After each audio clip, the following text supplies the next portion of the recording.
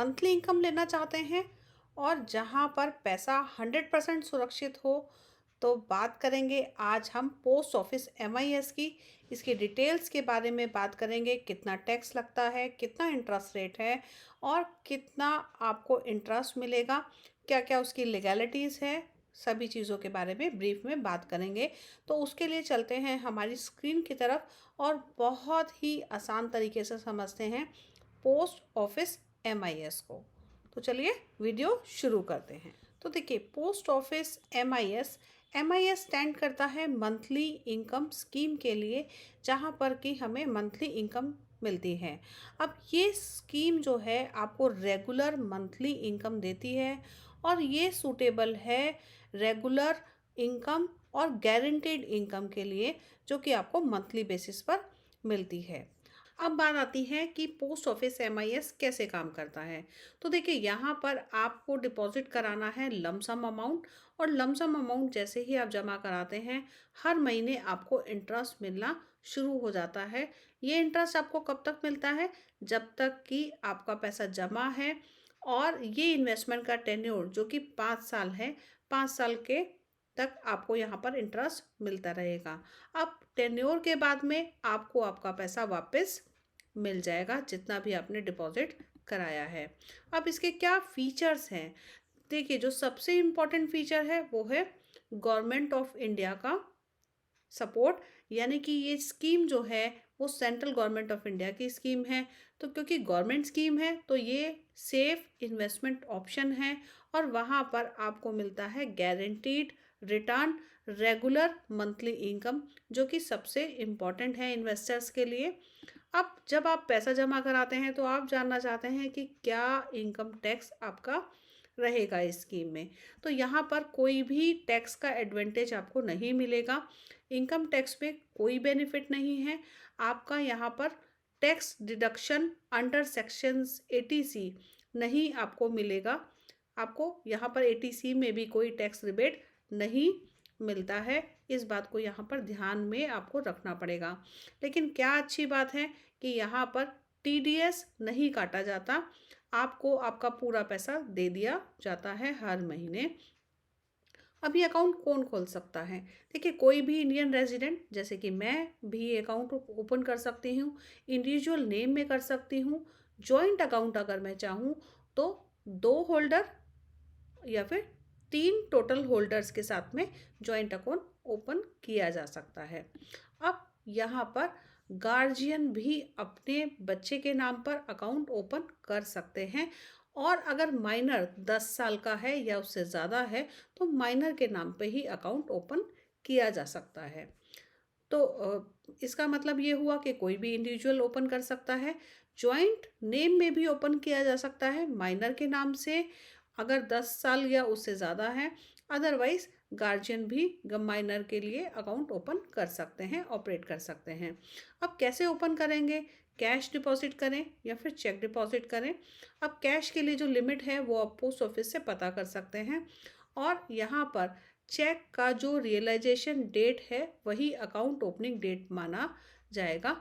क्योंकि काफ़ी बार ये सवाल होता है कि मैंने चेक 1 तारीख को दिया है, तो मेरी अकाउंट ओपनिंग की डेट एक रहेगी या और कोई होगी? तो जिस दिन फंड ट्रांसफ़र हो जाएगा उसी दिन आपका अकाउंट ओपनिंग का डेट माना जाएगा, कंसीडर किया जाएगा। 1 तारीख नहीं कंसीडर होगा, जिस दिन पैसा ट्रांसफ़र हुआ उसी दिन उसको कंसीडर किया जाएगा। अब कोई भी इंडिविजुअल कितने भी अकाउंट ओपन कर सकता है, लेकिन मैक्सिमम इन्वेस्टमेंट लिमिट जो है उसके विदिन उसको इन्वेस्टमेंट करना पड़ेगा। उससे ज़्यादा अमाउंट वहाँ पर डिपॉजिट कराया नहीं जा सकता। ये खास बात है। यहाँ पर मिनिमम डिपॉजिट है 1000 रुपये। आप सिंगल अकाउंट अगर ओपन करते हैं तो यहाँ पर मैक्सिमम डिपॉजिट लिमिट है 9 लाख रुपये, और अगर जॉइंट अकाउंट में आप पैसा जमा कराते हैं तो 15 लाख रुपये यहाँ पर डिपॉजिट किया जा सकता है। लेकिन कभी भी जब आप पैसा जमा कराना चाहते हैं तो 1000 रुपये के मल्टीपल में आपको जमा कराना पड़ेगा, यानी कि 1000 रुपये, 2000 रुपये, 1 लाख रुपये। तो 1 लाख से अगर जमा ज़्यादा कराना चाहते हैं तो 1 लाख 1000 रुपये या फिर उसके मल्टीपल में कर सकते हैं।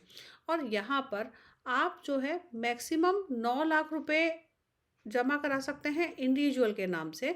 और ये जो इंडिविजुअल का जो अमाउंट है वो जॉइंट अकाउंट मिलाकर है। तो ऐसा नहीं है कि 9 लाख रुपए इंडिविजुअल के नाम करा लिया और एक जॉइंट अकाउंट में 15 लाख रुपए डिपॉजिट कर दिया, तो वो पॉसिबल नहीं है, वो निषेध है। अब टर्म क्या है यहाँ पर? 5 साल की टर्म है। ये जो पोस्ट ऑफिस MIS है, 5 साल के लिए आपका पैसा वहाँ पर लॉक है। Interest rate, current interest rate है 7.4% और इंटरेस्ट आपके अकाउंट में एवरी मंथ क्रेडिट किया जाता है। सिंपल इंटरेस्ट कैलकुलेशन यहाँ पर फॉलो की जाती है और यहाँ पर इनकम जो रिसीव होती है वो टैक्सेबल होती है। यानी कि जितना भी आपको प्रॉफिट या फिर इंटरेस्ट मिला उसको आपको इनकम फ्रॉम अदर सोर्सेज में शो करना पड़ेगा अपना टैक्स रिटर्न फाइल करते समय। तो जितना भी पैसा आपने कमाया, तो जब आपने पैसा डिपॉजिट किया तो कोई टैक्स बेनिफिट नहीं मिला, TDS नहीं काटा, लेकिन आपकी जो इनकम आएगी उससे वो भी टैक्सेबल होगी इससे। अब जो इंटरेस्ट क्रेडिट है वो ऑटो क्रेडिट आपके अकाउंट में अपने आप स्वतः ही हो जाएगा, इसमें आपको कुछ करने की ज़रूरत नहीं है। अब आपने पैसा जमा करा दिया और आप बीच में डिसाइड करते हैं कि आपको पैसा निकालना है, तो प्री मैच्योर क्लोज़र अलाउड है 1 साल के बाद। प्री मैच्योर क्लोज़र अगर आप 3 साल से पहले करते हैं 2% का लॉस डिपॉजिट अमाउंट का आपको देना पड़ेगा। अगर 1 लाख रुपए डिपॉजिट किया है तो 2,000 रुपये आपको काट कर, यानी कि 98,000 आपको वापस दिया जाएगा।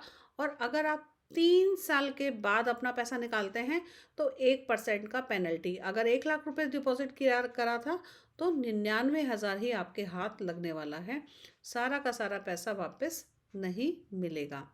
अब अकाउंट कन्वर्जन सिंगल से जॉइंट में और जॉइंट अकाउंट से सिंगल में कन्वर्ट किया जा सकता है।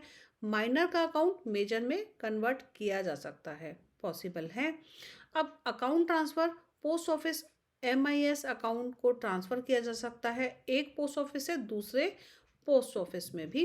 अब मान लीजिए कि आपने अमाउंट डिपॉजिट किया 9 लाख रुपए, तो आपको 5,550 रुपये का इंटरेस्ट मिलेगा। 15 लाख डिपॉजिट किया तो 9,250 रुपये का इंटरेस्ट यहाँ पर आपको मिलेगा।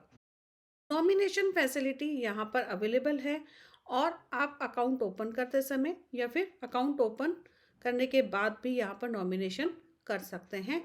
NRI एंड HUF ये फैसिलिटी या फिर पोस्ट ऑफिस MIS में इन्वेस्टमेंट नहीं कर सकते, तो ये इसका थोड़ा सा ड्रॉबैक है।